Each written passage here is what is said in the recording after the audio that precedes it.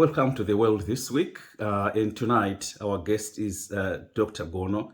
By the way, Dr. Gono's schedule is very tight. It wasn't very easy to bring him to the studio.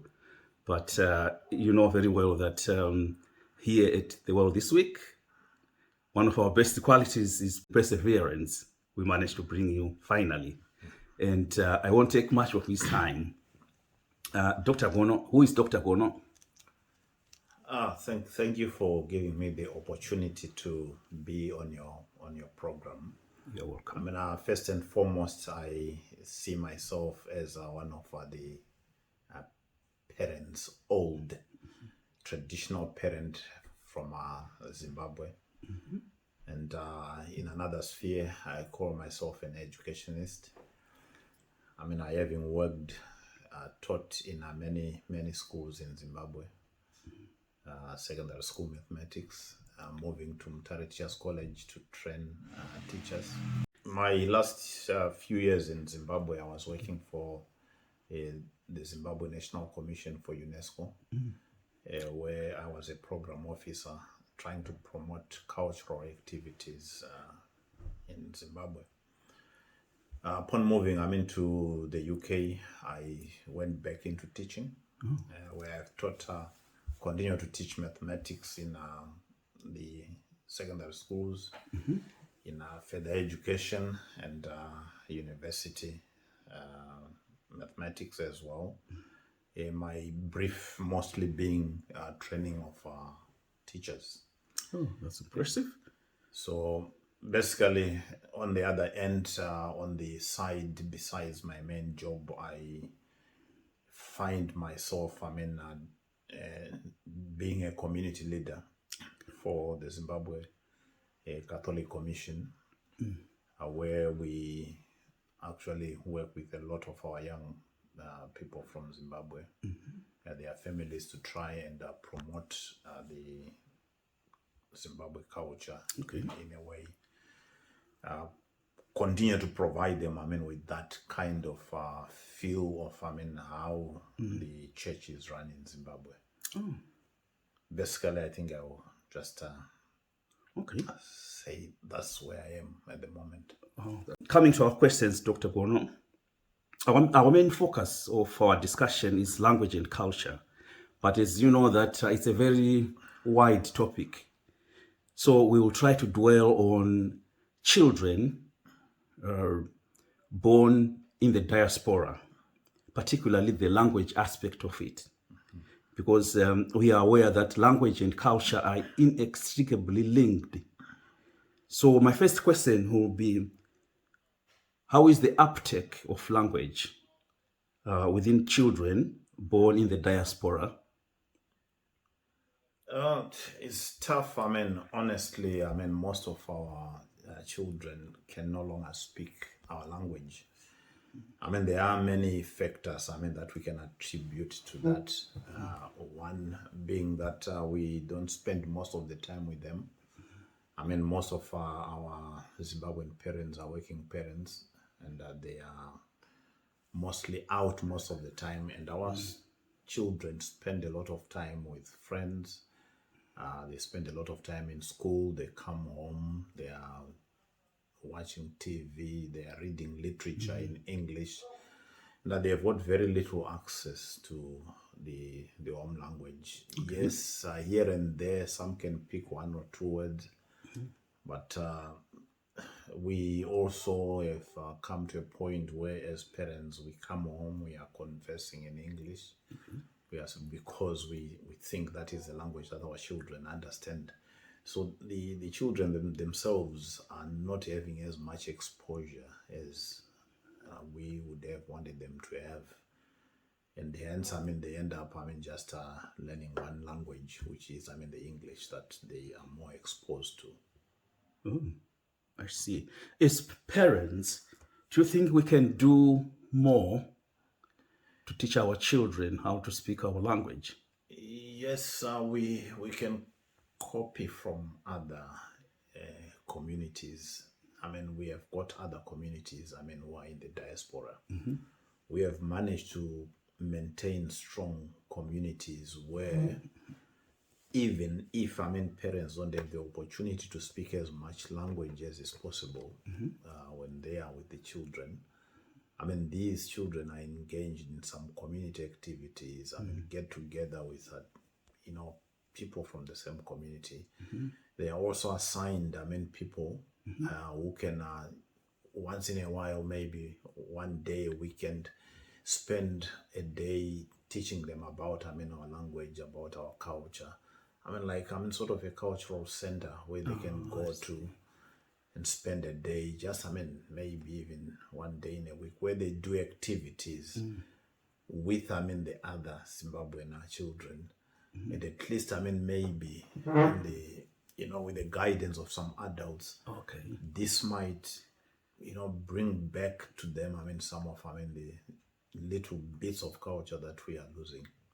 And are you saying, Dr. Gono, that as parents, we are to blame, or maybe it's something we can't control? It's, blame would be quite a heavy word. I think it's the life that we are living, and the way we're brought up, that we are more of this extended kind of family. The demands that we have here to support the family, the demands that we have back home in Zimbabwe to support, makes most of us, spend a lot of time at work, trying to chase, the pound to be able to support, the family here, the family back home. And sometimes, without realizing it, we find that we are spending more time at work than with the children. I agree with you. Yeah. And coming to solutions, I think you have alluded to one or two solutions there, but what would you think are the permanent solutions to this predicament? I think, we have ways in which we can address this. Because within our community, we have got quite a lot of, grandmothers, grandfathers, who are now sort of, retired. They came in, they were active, they were working, but now most of them are retired. These people, if they can be given sort of, the responsibility, or maybe some way of saying, let's organize ourselves. Let's, have these people, spend some time. They might not be the old kind of, aunties or whatever, who were doing a lot of storytelling about Zona Gudo, but at least in a way, they can try to teach our children a bit of our culture, be it, they are first of all teaching them in English, and then, later on try to teach them, the language as well, even if it meant, having, some lessons of, Shona and Ndebele,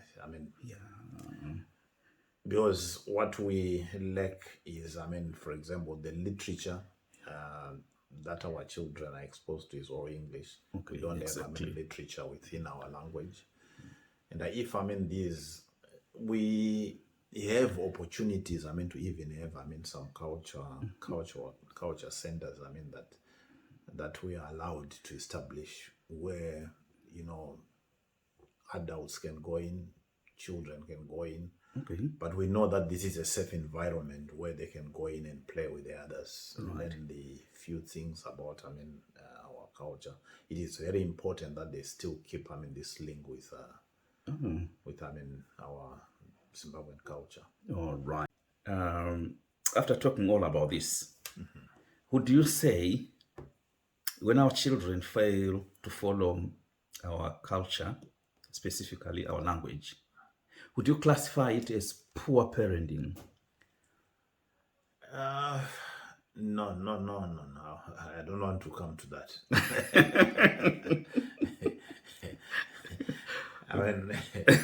there are a lot of things that our parents are doing. All right. Which positive things. Which are very positive. Yeah. Which are, we are looking at maybe just one aspect. All right.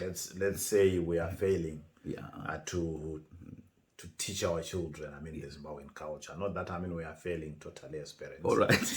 There are a lot of other things that we are doing good. That's a good answer there. That's a good answer. But I mean, we just, I mean, maybe want to come to a point where, you know, it's high time, I mean, as parents, we sit together, we plan the way forward. I mean, some of us, we are fortunate, I mean, that our children, I mean, you know, they came in a bit grown up. Oh, yes. Yeah. I mean, I still have got that opportunity when I am with my children that, I mean, the language that we speak in very comfortably is Shona. Oh, I see. Yeah, when we are together, we hardly use, I mean, any English. Oh, that's good. Which makes me feel at home as well. I mean, maybe they know that I might not like the accent that much because it's so alien to me. But at least, I mean, that gives you the feel that, I mean, you are at home. And I can relate to that. Yeah. But now, as parents, I mean, we need to come back together. I mean, there are, you know, parents of our generation. There are some young parents who are there. I mean, you know, they need our assistance. They need our education. Okay. We need, I mean, to sit down. I mean, you would imagine someone who came in at maybe 18 or 17, around 2000.